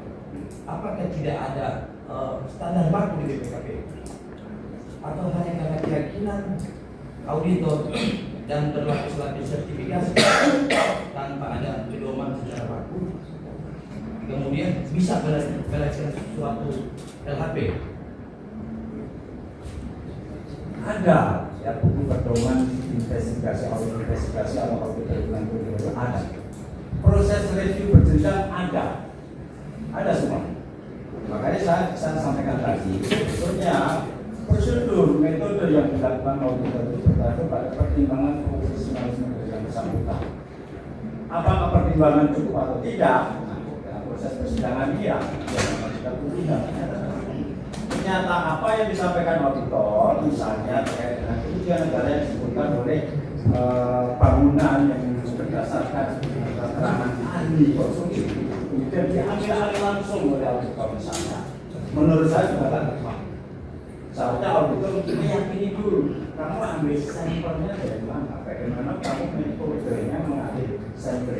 Kemudian cermati lagi dan dipastikan bahwa apa yang boleh dia lakukan atau kemudian yang dari konstruksi itu adalah bangunan yang didanai dari dana hibah. Jadi tidak serta-merta langsung diambil alih, bukan. Kita harus tahu bagaimana metodenya seorang ahli itu melakukan penelitian, melakukan perhitungan saat melakukan konstruksi. Ya, saya alami saudara ahli. Saudara ahli, dalam fakta persidangan kemarin, ahli dari BPKP cuma menerima data dari hal ini. Apakah dalam pengalaman saudara ahli di BPKP? Oh, itu pertanyaan panjang itu. Ahli kemarin nggak begitu. Bukan hanya dari polisi, dia turun melakukan ini segala macam. Jadi jangan dipotong-potong. Sehingga kalau kita mengarang, apa yang mau didapat? Kalau itu sudah pasti salah itu. Tapi kan ahli kemarin kan berkaitan dengan fakta-fakta yang kemarin. Jangan sekarang ahli kemarin menerangkan apa? Apakah dia tidak melakukan ini itu? Jangan sampai saudara lupa, Anda punya catatan. Kita mencatat semua ini. Ahli ngomong kemarin itu seperti apa, dia melakukan apa. Kalau berandai-andai ya bisa. Silakan berandai, jangan bilang ahli kemarin, fakta kemarin. Padahal kita catat sama-sama kemarin itu. Kalau saudara tidak berpegang, jadi jangan dibuat apa ya? Kalau masih pendapat netral silakan aja. Artinya kan ahli juga bilang ada standarnya. Terus saudara kan bilang ahli kemarin gini, kita sudah mau mengukur. Kalau fakta yang mau diangkat, kita potong saudara bilang. Hanya mendengar penyidik gitu. Padahal apakah benar itu? Kita sudah periksa juga kemarin. Banyak tuh. Ada juga penyidik. Mana bisa diambil dia ahli kita penyidik selesai. Kita panggil kembali ke ahli itu. Ahli apaan dari kita? Saya kira nggak ada di sini. Jadi kalau saudara mengandaikan satu kasus boleh. Tapi kalau saudara bilang hari kemarin terkait dengan perkara ini ya, itu sudah mengarah. Ya. Ya. Lanjut satu lagi. Dalam pengalaman saudara ahli sebagai hakim Petro, lihat saudara ahli itu dissenting opinion atau suara mayoritas dalam pengalaman saudara ahli sebagai hakim Petro. Ya, tentu lebih banyak saya yang setuju di hukum. Kembali lagi, kan berdasarkan pertimbangan pada persidangan. Jadi hakim ini ahli kor atau sebagai hakim nih, mantan hakim gitu. Mantan hakim juga ada. Kalau di sana saya itu nggak usah tanya mantan hakimnya lah. Jangan bilang atau gini aja tadi supaya jangan penasaran. Kan tadi kan ahli itu saya lihat mencampurkan antara penggunaan dan hibah, pembangunan dengan rekor ya. Itu dua hal yang berbeda. Dana sudah tercampur ini. Ini sudah kacau dari awal ya. Dana hibah dan dana apa kita nggak tahu karena satu ini ahli sendiri ngomong itu dan itu Pak. Terus dia mengambil sampel sesuai keahlian dia yang mengatakan ini mungkin kurang bersih atau apa kemarin di catatannya lain, di faktanya lain, kayak gitu. Jadi dia mungkin menghitung itu nggak benar, terus dikaitkan dengan anggaran. Jadi bagaimana kita melihat itu? Jadi begini saja Mas Agus ya. Anggaplah yang nggak benar itu dibiayai dengan dana internal GMIN, selesai. Karena kan nggak bisa dipisahkan juga mana bagian yang didanai oleh dana GMIN, mana yang dibiayai oleh dana bank. Anggaplah yang nggak benar itu didanai oleh GMIN, apakah ada kerugian negara? Bukan GMIN. Yang menjadi pertanggung jawabannya kan itu dan hibah dipakai di situ. Iya. Misalnya kan tidak bisa ahli konstitusi menetapkan mana bagian dari gedung ini yang didanai oleh dana hibah. Dia mengambil struktur beton tadi, ternyata nggak sesuai dengan spek. Anggaplah struktur beton tadi itu didanai oleh dana internal dari GMIN. Oke, jadi anggaplah pekerjaan yang benar itu semua didanai oleh dana hibah.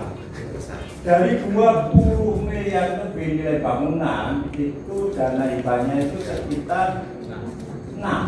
Artinya hanya 30%. Dan semuanya 1 miliar. Oke, kita paham. Ya. Sekarang saya pertanyaan lanjutan. Dengan ketidakjelasan ini, saudara sebagai ahli tindak pidana siapa yang harus bertanggung jawab? Karena sumber sudah kacau kan, pendanaan sudah kacau dari awal. Siapa yang harus bertanggung jawab? Ini kan proyek kan, tadi kan sepakat aturan dan ibadah. Hibah dikumpul menjadi rancu, rusak ini mana hibah mana ini nggak jelas. Ya kan? Akhirnya membiayai proyek juga ya seperti itu. Tadi anggaplah gini. Itu terus bagaimana orang membuat pertanggungjawaban hibah? Baik Majelis. Ya. Atau kemudian sampai kepada siapa yang harus bertanggung jawab? Tentu dalam hal ini adalah yang melaksanakan pekerjaan. Misalnya ini ada penyembunyian spek atau ya tadi harusnya ini struktur ini menggunakan besi ukuran 20 mm. Ternyata setelah diuji hanya 15 mm. Kan begitu. Siapa pihak yang membeli? Apakah itu suatu kesengajaan untuk mendapatkan keuntungan lebih? Kan begitu. Kalau menurut saya seperti itu Mas. Jadi kita lihat siapa yang dalam titik mana ya itu perbuatan salah itu dilakukan. Itu yang harus didalami lebih lanjut. Kalau misalnya ada mandor di dalam proyek itu, dan mandornya yang main, yang menurunkan spek, yang mandornya kita harus dalami lebih lanjut. Ya. Ada yang ahli sebagai auditor ketika melakukan pemeriksaan, apakah ada pembedaan antara pemeriksaan rejim pengadaan barang dan jasa dan rejim hibah? Pendapat ahli bagaimana? Auditor dalam jangan pakai memeriksa, istilah rejim, pakai istilah lain. memeriksa soal pengadaan barang dan jasa, Aturan, norma yang mendasari memayungi. norma aturan barang dan jasa dan norma aturan hibah. Dari sisi pertanggungjawabannya seperti apa? Apa pendapat dari ahli? Perbedaan antara pengadaan barang dan jasa dan pemberian hibah. Ini kan pertanyaan ini sering diajukan. Orang biasanya kalau ada anggaran negara dalam pengadaan barang dan jasa tunduk pada peraturan pemerintah nomor sekian itu lah. Iya. Terus ini juga anggaran negara hibah.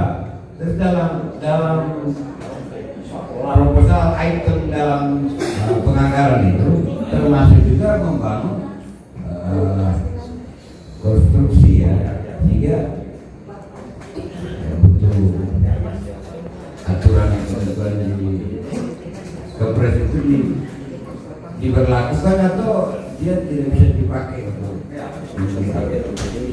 Baik majelis, sebetulnya prosedur pengadaan barang dan jasa itu kan sebuah aturan, dan pada akhirnya tujuannya bagaimana negara itu mendapatkan barang yang sesuai dengan apa yang dibutuhkan, dengan baik dan dengan harga yang tidak, saya bilang tidak paling murah, paling menguntungkan.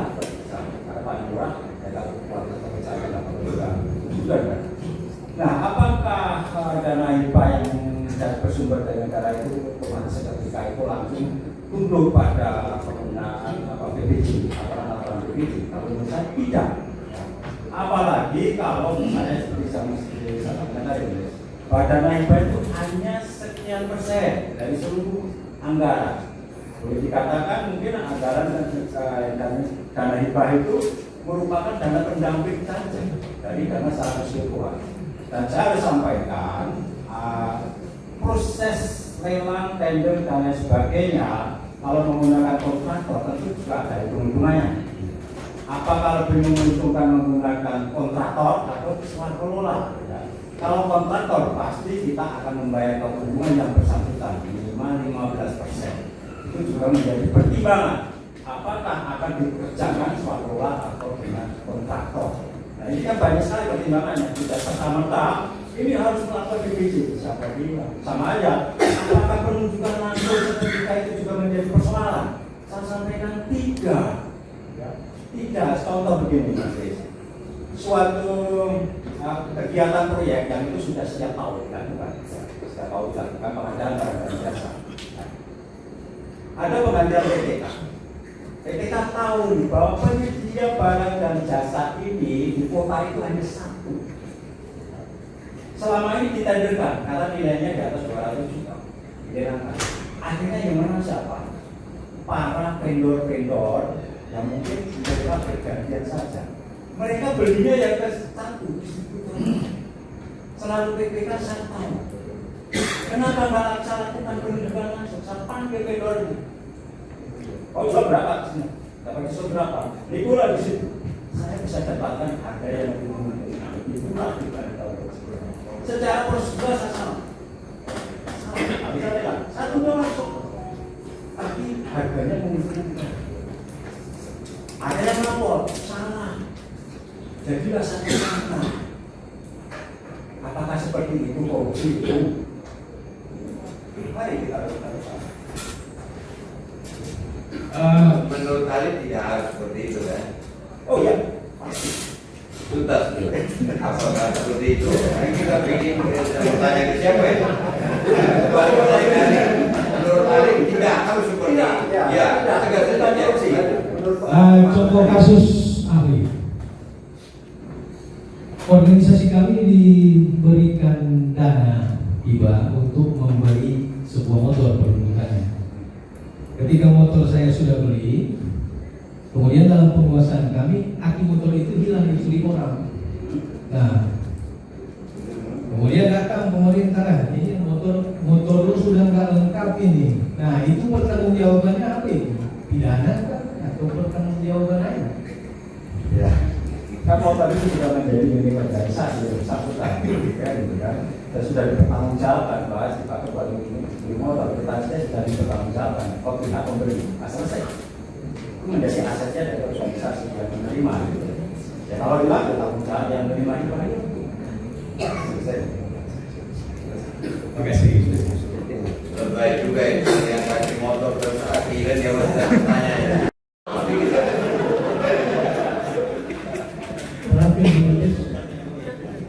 Kami mengajukan pertanyaan Pak Rahman itu dari dulu semua saksi, apalagi Tapi ingat, Bapak mantan hakim ini mantan hakim juga. kepada ahli ya, ahli pernah dengar yang istilah tidak pidana yang dilakukan oleh korporasi. Pernah dengar ada itu? Apa pernah menangani kasus tidak pidana korporasi? Pernah. Ahli, klien kami kan Pendeta Arina sebagai ketua sinode. Sebagai ketua sinode ada sekretaris, ada bendahara, wakil tua dan segala. Nah, dalam pembuatan naskah hibah daerah bukan hanya ketua yang menandatangani, tapi sekretaris, bendahara, dan dalam melaksanakan dana hibah itu bukan hanya ketua, tapi ada bendahara dan segala macam. Pertanyaan saya, apa kira-kira yang dilakukan oleh sinode ini merupakan tindak pidana korporasi apa tidak? Baik, menurut ahli majelis yang namanya korporasi itu adalah suatu badan atau lembaga yang diberikan dengan rangka untuk mencari keuntungan. Menurut ahli sudah juga tunjuk.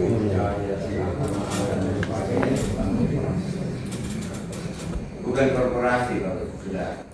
Jadi bukan. Oke, baik. Menurut ahli bukan korporasi. Menurut ahli. Ya baik, oke. Tidak apa. Pertanyaan terakhir. Sesuai dengan pernyataan dari Pak Ketua Majelis, kami juga mengerti. Ini kacau di soal hibah ini. Administrasinya apa semua. Oke lah. Misalnya dalam pengajuan hibah ke Pemda belum dibuat proposal, dalam membuat pencairan untuk kedua tidak dibuat laporan pertanggungan pertama dan lain-lain. Pertanyaan saya kaki, dana hibah yang diberikan oleh Pemprov kepada Gemim, seluruhnya dari 2 tahun 2020, 21, 22, 23 itu 20 miliar sekian. Dan semuanya terrealisasi. Dalam realisasi ini, itulah administrasinya kacau. Ada yang tiba-tiba dari Pemprov pergi harus buat ini, tapi semua tersalur dan tidak ada katakanlah untuk kami tidak ada kerugian negara karena dipakai untuk kepentingan sinode. Semua pertanyaan kami kaki, apakah ada tindak pidana korupsi? Ya, nah sebetulnya saya sudah dari majelis ya. Bagi ahli ya, apapun perbuatan, keputusan, tindakan yang dilakukan oleh pejabat negara, ya. Kemudian itu ditujukan untuk kepentingan umum dan masyarakat terlayani, Kalau toh tidak sesuai dengan ketentuan administrasi, maka tidak bisa dikualifikasi sebagai perbuatan melawan. Nah itu jurisprudensinya ada. Ya, cukup ya. Terakhir. Andai kata ada selisih perhitungan karena kesalahan administrasi, apakah bisa langsung kita buat tindak pidana atau misalnya ganti rugi pengamudian? Ya, kalau dilakukan audit orang tidak diketahui ada selisih atau kekurangan pertanggungjawaban dari mana. Jadi ini semata-mata tindakan atau perbuatan kesalahan administrasi. Kembali ke prinsip kita, bagaimana umum paling akhir. Upaya-upaya penyelesaian administrasi dengan melakukan perbuatan ini, misalnya. Baik, terima kasih.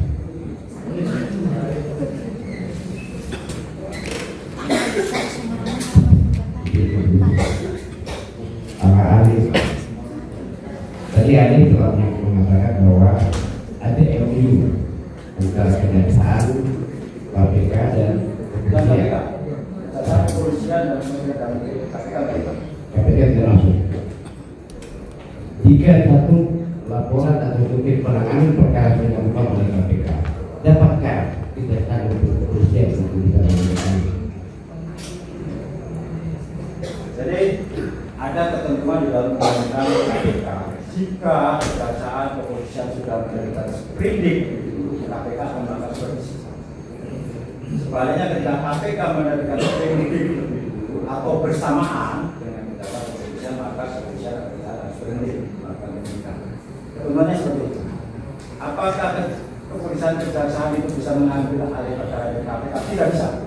Tetapi KPK bisa mengambil alih perkara yang ditangani kepolisian dan Kejaksaan dalam rangka supervisi. Misalnya dalam penanganan perkara kepolisian atau Kejaksaan ada laporan bahwa perkara itu untuk melindungi kepentingan pejabat tertentu. Ini bertanggung jawab. Kemudian kita proses, kami akan ambil alih. Oke, kemudian Ali, bahwa perkara hibah ini kan pernah diperiksa oleh KPK. Hasilnya KPK tidak tahu, tiba-tiba sudah langsung diambil alih oleh Polda. Apa itu bisa? KPK belum pernah menerbitkan sprindik dalam perkara ini. Mungkin pada tahap awal dapat klarifikasi dari Humas atau dari pihak penyidik. Kemudian dari penelahan itu mungkin tidak ditemukan karena hasil telahan atau hasil penyidikan ketika tidak cukup bukti tidak sampai ke pimpinan. Itu yang proses dari KPK seperti itu. Lalu kalau dari hasil penyidikan itu dibagi bukti, baru mereka akan menginformasikan ke pimpinan.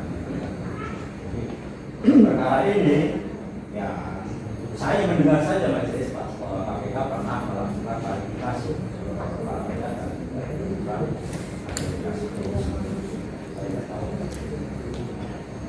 Ya, untuk kami bahwa penggunaan NIB ini dana hibah yang dikelola oleh pemerintah provinsi itu telah melalui audit BPK.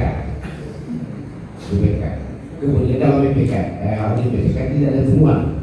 Tetapi setelah disalurkan, ternyata ada terbuat oleh BPKP, bukan oleh BPK, tapi oleh BPK ternyata ada semua. Apa itu bisa? Menurut kamu? Setelah disalurkan ada temuan BPKP kan tidak melakukan audit investigasi, tapi melakukan oleh kementerian negara misalnya. Kalau BPKP itu melakukan audit, mungkin enggak. Tapi ya, BPKP dalam rangka penyidikan ya, itu melakukan audit dari kementerian negara. Nah, kalau BPK atau inspektorat sudah melakukan klarifikasi, pemeriksaan, pengertian dana hibah kemudian dan kemudian tidak ditemukan persoalan, depannya ada majelis, mungkin bisa diundang juga dari kita atau kita dari inspektorat sebagai bentuk pertanggungjawaban atas hasil pekerjaan mereka. Ada sesuatu lain, sudah ahli, ini kan sudah ahli pada sebagai auditor BPKP. Kalau ada dana yang difungsikan misalnya dari intensif daerah, kemudian itu untuk bantuan sosial, kemudian dialihkan ke dana hibah, apa bisa sudah di review oleh inspektorat. Apa bisa dijadikan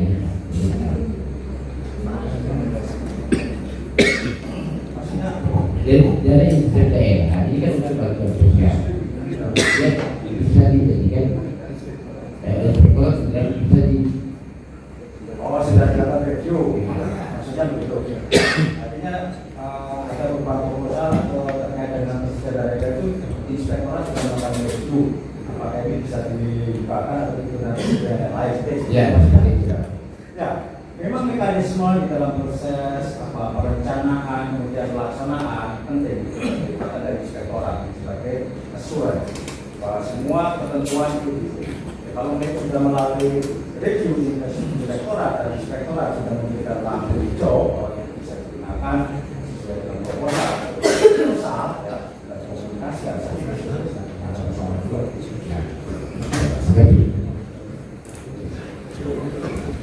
Cukup ya. Bagi ahli ya, apa pendapat ahli tentang perintah atas? Pendapat ahli tentang perintah atas? ya, atasan tentu bisa dia memerintahkan bahwa ada salah melaksanakan perintah supaya berjalan. Oke, kalau kita mengacu ke pasal 51 KUHP, bagaimana pendapat ahli tentang perintah atasan terhadap orang atau staf yang memiliki Seharusnya yang dilakukan adalah atasan. Tentu harus jelas perintahnya itu apa, dan bisa dibuktikan apakah benar atau memerintahkan. Kalau tadi kan ahli juga sempat menyampaikan tentang administrasi dalam prosedur pemberian hibah itu ketentuannya kan didahului dengan keputusan. Tadi ahli sudah menyampaikan bahwa itu masuk kepada administrasi. Sekarang kalau di tingkat administrasi ada itikat tidak baik yang cenderung melawan hukum, bagaimana pendapat? Harus dibuktikan dulu itikat tidak baik. Harus dibuktikan. Apakah dalam proses pemberian hibah itu sudah ada persekongkolan antara menerima dan memberi? Nanti misalnya yang terjadi yang sedang ditangani KPK terkait pemberian hibah seperti itu ada persekongkolan jangan misalnya. Ada pengaturan terkait proposal. Kemudian ada pemotongan dari dana hibah yang diberikan berapa persen. Itu yang Oke, saya hubungkanlah dengan fakta ya. Kami sudah memeriksa saksi-saksi dalam persidangan terdahulu. Saksi ini adalah staf di Biro Esel. Mereka yang melakukan perlengkapan atau membuat draft penerima hibah, calon-calon penerima hibah. Kemudian datang setelah dilaporkan, datang perintah proses.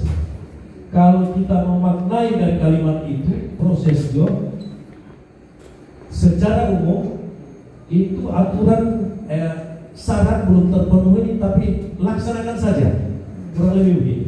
Bagaimana pendapat?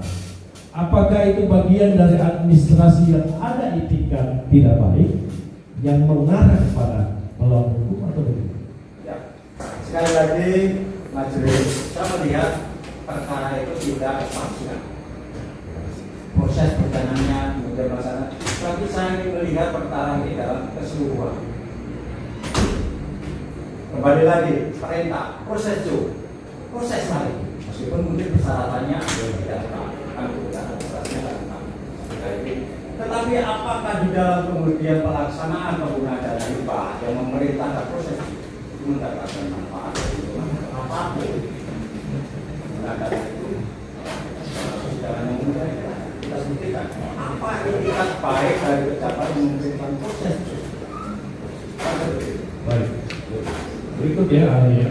Ini di dalam naskah perjanjian hibah daerah ada klausul untuk kewajiban penerima hibah. Yang kurang lebih nanti saya bacakan ya. Yang kedua, dalam melaksanakan kegiatan pengadaan barang dan jasa berpedoman pada ketentuan dan peraturan perundang-undangan yang berlaku. Kita hubungkan dengan pemberian uang hibah dari Sinode kepada Kampus UKIP mengenai pembangunan gedung rektorat pendapat ahli begini. Karena tadi ahli menyampaikan bahwa itu ya anggap saja uang internal yang digunakan. Sedangkan alokasi dana untuk ke rektorat oleh Sinode ada berdasarkan bukti. Pendapat ahli gimana? Ya, kan di dalam proposal salah satunya untuk pembangunan ya, pembangunan gedung masuk ke dalam proposal. Ketika itu diterima oleh DNM, dan DNM itu memiliki unit universitas dan sedang membangun. Persoalannya di mana? Kemudian dari DNM kemudian digunakan dana itu untuk Oke. Kalau ahli menyatakan persoalannya di mana? Ini di naskah perjanjian hibah daerah termuat pihak kedua dalam hal ini penerima hibah. ya. Kalau melaksanakan kegiatan pengadaan barang dan jasa berpedoman pada ketentuan dan peraturan perundang-undangan. Apakah bantuan ke UKI untuk pembangunan rektorat tidak dibutuhkan proses sebagaimana dalam Perpres itu? Ya. Saya tadi sudah sampaikan majelis bahwa proses tender lelang itu hanya alat sarana. Jadi jangan kita melihat segala sesuatu itu saya sudah contohkan. Saya sudah contohkan penunjukan langsung pun ya itu tidak serta-merta jadi korupsi. Harus dilihat etikat jahatnya. Kembali lagi persidangan ini kita mencari apakah ada etikat jahat dari para terdakwa ini, apakah ada keuntungan apapun. Jadi kita jangan memusnahkan diri dengan aturan administrasi. Sekali lagi saya tidak mendegasikan untuk kepentingan status dari partai, tidak.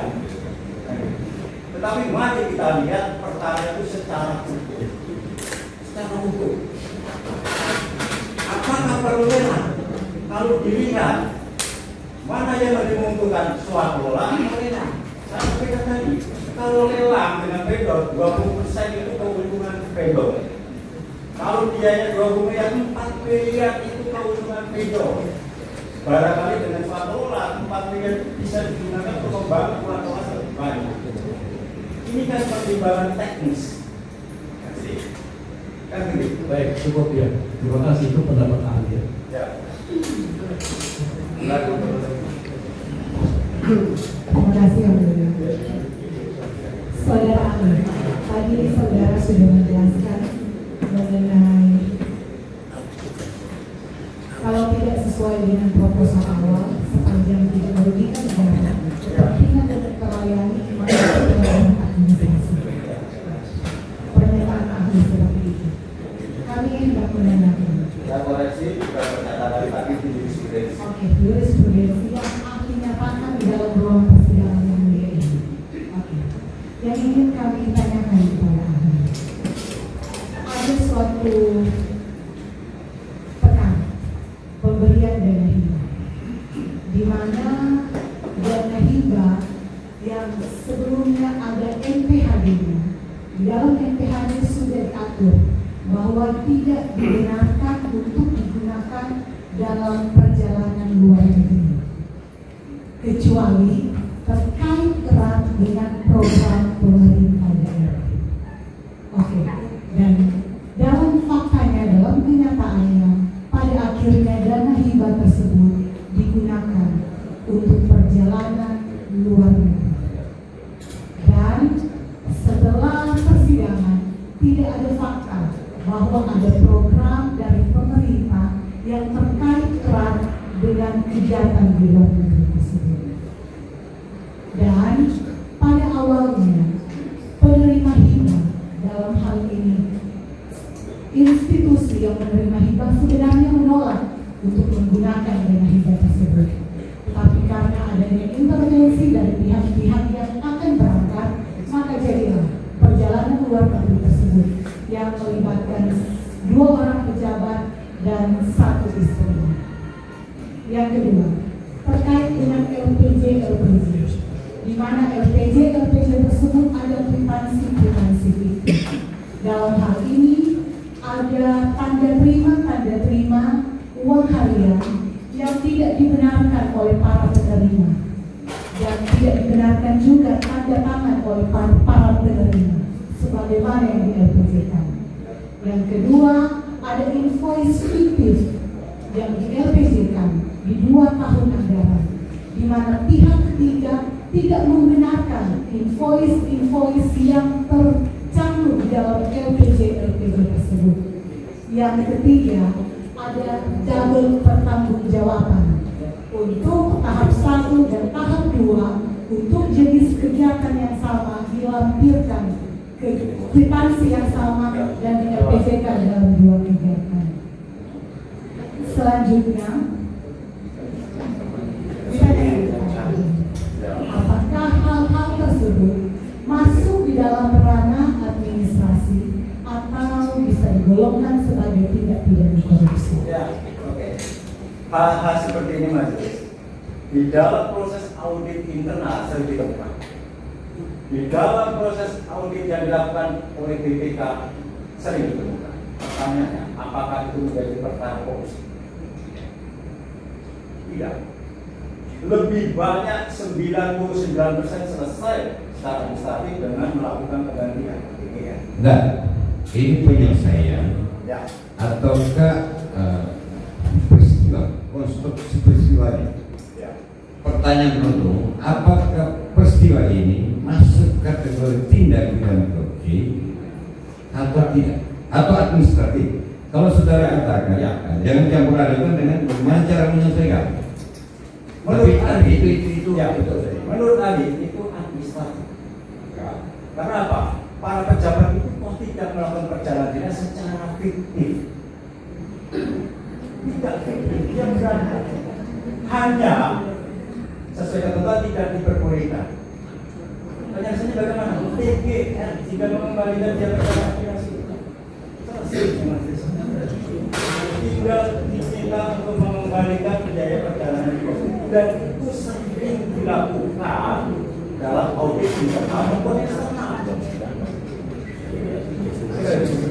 Termasuk tadi yang sudah saya sampaikan, ada double pertanggungjawaban ini disampaikan. Itu error, pembukuan error dari segi berapa? Pertanggungjawaban yang berbeda tadi. Ya, dari LPJ yang tidak diakui oleh pihak ketiga serta pihak lain. Kalau ada SPJPT, tinggal dicari siapa yang membuat SPJPT. Artinya pertanyaannya itu masuk kategori, karena ini kan uang negara. Ya. Perbuatannya seperti itu. Ya. Pertanyaannya kan masuk tindak pidana korupsi ataukah tidak seperti itu. Kalau fiktif artinya uang keluar gak ada prestasi kan, itu kan tidak. Ya. Itu tergantung bagaimana nanti proses persidangan membuktikan apakah itu fiktif dan siapa yang melakukan perbuatan fiktif itu. Apakah para terdakwa atau stafnya atau orang lain? Kalau terbukti betul-betul fiktif, Ya, bisa diproses tindak pidana korupsi apa? kalau besar bisa fiktif loh. Iya. Jadi yang disampaikan itu ya benar-benar fiktif. Yang membuat Jadi omong kosong gitu kan. Nah, main kasar itu. uangnya sudah dibayar, Nah, iya. tapi nggak ada prestasi. Nah, Tapi sekarang tipikor ya, masuk kategori tipikor. Oh, tergantung siapa pelakunya. Tergantung siapa pelakunya. Saya kira itu Pak Budi. Siapa yang membuat? Jadi tidak semua.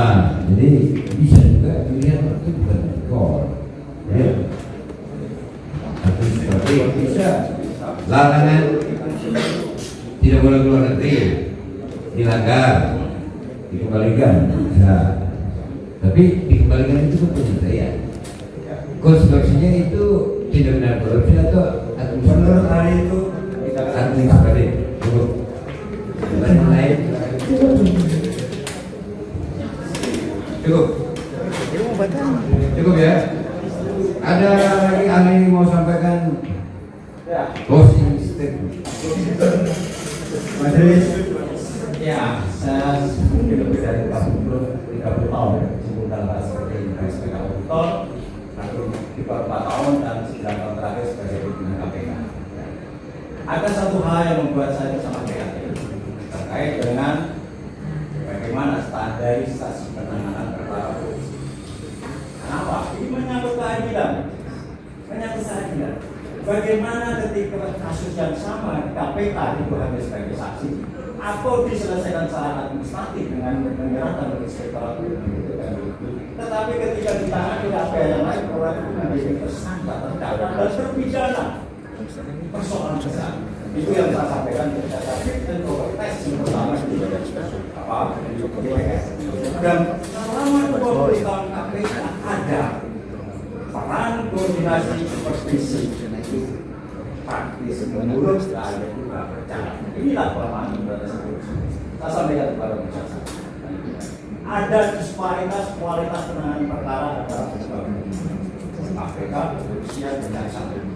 Ada disparitas. Kami berharap majelis, majelis ini hanya menjadi filter yang melihat bagaimana penanganan korupsi oleh penegakan hukum. Nanti sampai sehingga apa?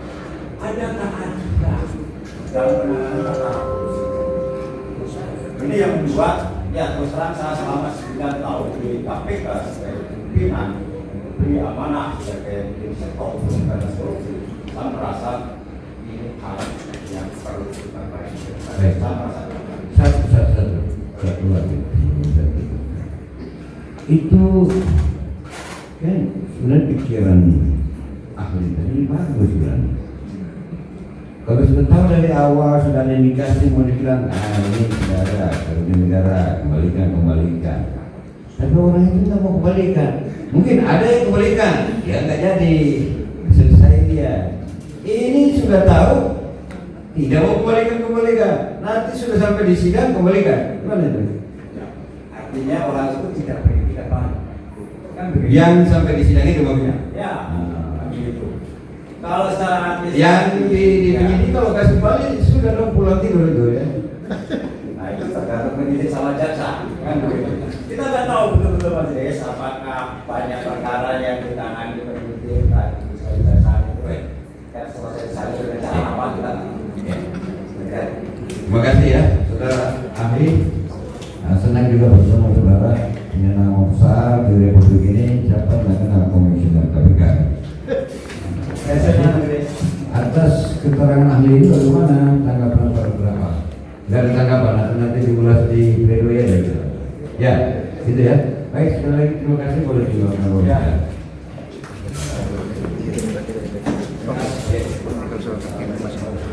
Oh, ya,